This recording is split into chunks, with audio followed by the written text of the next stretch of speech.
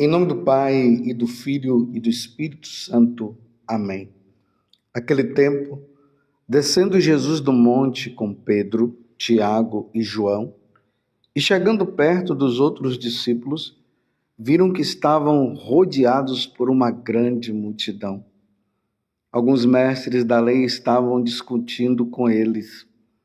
Logo que a multidão viu Jesus, ficou surpresa e correu para saudá-lo. Jesus perguntou aos discípulos: que discutis com eles? Alguém da multidão respondeu: Mestre, eu trouxe a ti meu filho que tem um espírito mudo. Cada vez que o espírito o ataca, joga-o no chão e ele começa a espumar, range os dentes e fica completamente rijo. Eu pedi aos teus discípulos para expulsarem o espírito, mas eles não conseguiram. Jesus disse: ó geração incrédula, até quando estarei convosco? Até quando terei de suportar-vos? Trazei aqui o menino. E levaram-lhe o menino. Quando o espírito viu Jesus, sacudiu violentamente o menino, que caiu no chão e começou a rolar e a espumar pela boca. Jesus perguntou ao pai: desde quando ele está assim? O pai respondeu: desde criança. E muitas vezes o espírito já o lançou no fogo e na água para matá-lo. Se podes fazer alguma coisa, tem piedade de nós e ajuda-nos. Jesus disse: se podes, tudo é possível para quem tem fé. O pai do menino disse em alta voz: eu tenho fé, mas ajuda a minha falta de fé. Jesus viu que a multidão acorria para junto dele. Então ordenou ao espírito impuro: espírito mudo e surdo, eu te ordeno que saias do menino e nunca mais entres nele. O espírito sacudiu o menino com violência, deu um grito e saiu. O menino ficou como morto, e por isso todos diziam: ele morreu. Mas Jesus pegou a mão do menino, levantou-o e o menino ficou de pé. Depois que Jesus entrou em casa, os discípulos lhe perguntaram a sós: por que nós não conseguimos expulsar o espírito? Jesus respondeu: essa espécie de demônio não pode ser expulsa de nenhum modo, a não ser pela oração. Palavra da salvação. Glória a vós, Senhor. Meus irmãos e minhas irmãs, estamos no Evangelho de São Marcos, capítulo 9, do versículo 14 até o 29. Que situação dramática! Vocês viram que situação dramática? Esse espírito maligno que tinha possuído aquele menino, o pai naquela situação difícil, porque não queria que o filho estivesse assim. E agora os discípulos não conseguem expulsar o demônio. Jesus vem e expulsa, e fica essa pergunta ali na mente dos discípulos, a interrogação: mas por que nós não conseguimos expulsar o espírito? Jesus responde: essa espécie de demônio não pode ser expulsa de nenhum modo, a não ser pela oração. Pela vida de oração, meus irmãos, que nós alimentamos a nossa fé.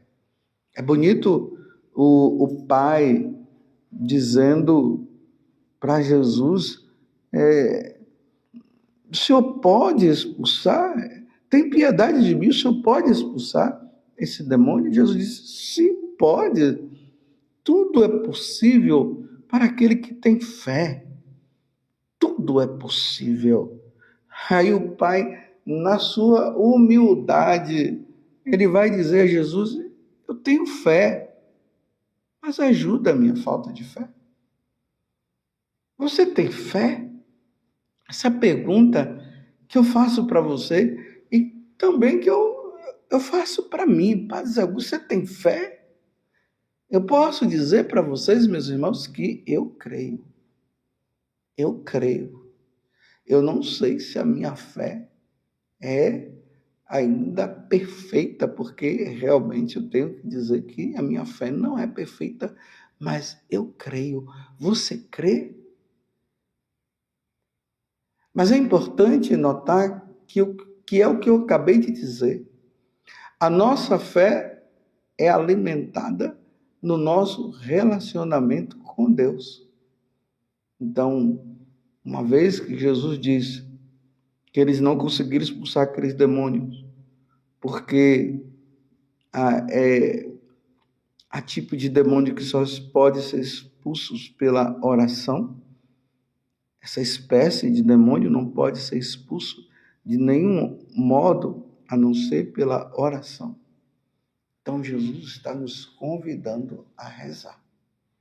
Não vamos, meus irmãos, esperar que as situações dramáticas elas aconteçam para que nós venhamos a tirar a fé lá de dentro, assim, naquele momento de reação do que está acontecendo. Vamos ter vida de oração. A vida de oração, meus irmãos, ela consiste em várias coisas. Primeiro, nós precisamos saber que a vida de oração, a oração, é um diálogo, é um momento de convivência com Deus, é a elevação da nossa alma a Deus. Então, para que nós tenhamos vida de oração, a primeira coisa que nós devemos crer é na existência de Deus. Não é que eu tenho que esperar que Deus faça alguma coisa na minha vida para eu acreditar. Primeiro eu tenho que crer na existência de Deus. Eu creio. Você crê? Então, uma vez que nós cremos na existência de Deus, nós vamos procurá-lo. E é aquilo que Jesus fala, que na hora que nós formos rezar, nós devemos entrar no nosso quarto, fechar a porta e conversar ao Pai que está ali. Invisível, sim, é invisível. E aqui já é um dado de fé que nós precisamos ter. Nós cremos num Deus que nós não vemos com os nossos próprios olhos, com os olhos da carne, mas Ele existe. Nós cremos na existência de Deus. Nós não o tocamos. Nós não sentimos, mas nós cremos. Então, uma vez que a nossa vida de oração, ela consiste nesse relacionamento com Deus, então nós vamos ao encontro do Senhor. Mas existem também outras situações que a nossa fé é alimentada através da oração. Então, o que fazer mais?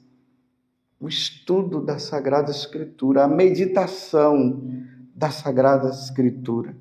A igreja nos ensina que nós precisamos fazer a Lexio Divina, ler, ruminar, guardar no coração aquela leitura, meditá-la.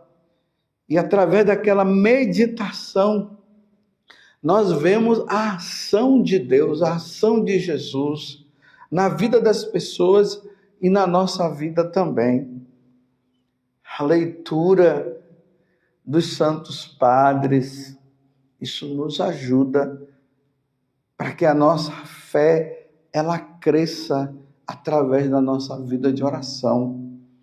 A leitura da vida dos santos, de vez em quando eu trago aqui um santo do dia, eu faço questão de trazer alguma coisa para que nós possamos crescer na nossa fé e também na nossa vida de oração através da vida daquele santo. A recitação do Santo Terço, quando nós contemplamos os mistérios da vida de Jesus, não é simplesmente, meus irmãos, ficar ali falando Pai Nosso, Ave Maria, Glória ao Pai, e pedindo isso e pedindo aquilo. Não, é contemplando os mistérios da vida de nosso Senhor Jesus Cristo.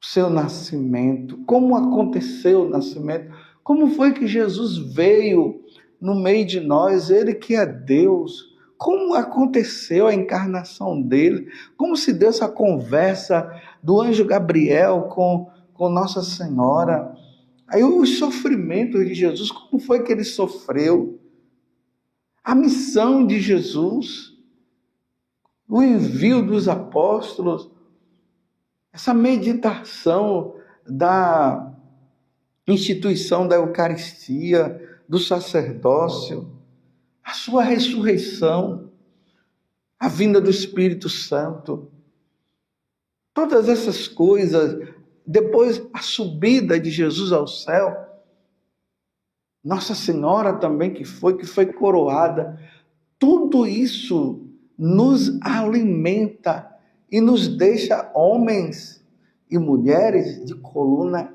ereta. Você está entendendo?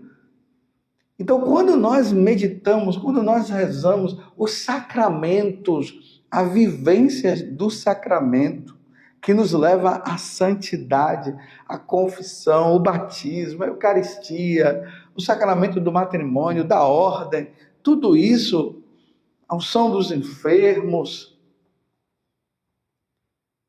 tudo isso nos leva a um conjunto de meditação, de oração, e que nos alimenta e que nos dá aquela fé consistente. A leitura assídua do catecismo da igreja, ali onde está todos os dados, todos os ensinamentos referentes à nossa fé. Aí, meus irmãos, quando a corda aperta, quando as situações difíceis vêm, por nós estarmos assim, alicerçados, abastecidos da Eucaristia e tudo mais, quando as coisas se tornam difíceis, como ali na vida daquele homem, com o seu filho, nós vamos ter 99% de serenidade nas situações. Quando vem as situações difíceis, de dor, de morte de alguém, isso nos faz ter uma fé firme. Nós cremos sim na vida eterna. Vocês estão entendendo? E até diante de uma situação de libertação, de uma situação dessa, nós vamos estar tão munidos da oração, que consiste em todas essas coisas, e mais ainda outras coisas que eu falei e que não falei, vai nos levar até, num momento desse, a expulsar o mal também da vida do outro, sem muito alarde. Que Deus, ele nos conceda essa fé, essa vida de oração tão necessária que Jesus está revelando para os discípulos no dia de hoje, que há tipos de demônios que só são expulsos pela oração. Como é que o demônio vai agir na nossa vida se nós temos vida de oração, se nós temos vida com Deus, que nós somos, uma vez alimentados com a Eucaristia, com o sacramento da confissão e tudo mais? Como é que o demônio vai entrar na nossa vida, meus irmãos? Não vai. Não tem como ele entrar. Você está entendendo?